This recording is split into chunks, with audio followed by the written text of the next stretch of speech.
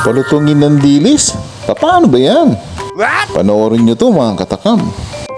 Yan, patikman natin. Napakalutong talaga kaya niyan.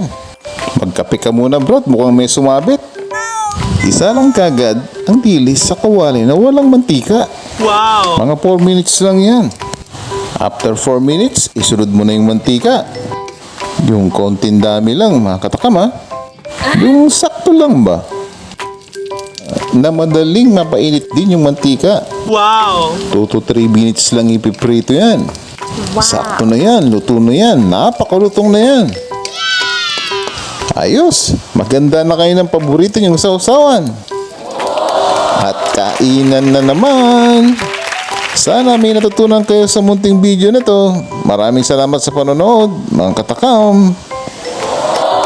At shoutout sa Balensas Muan sa Pampanga. Ingat kayo ng puken. Takal salamat.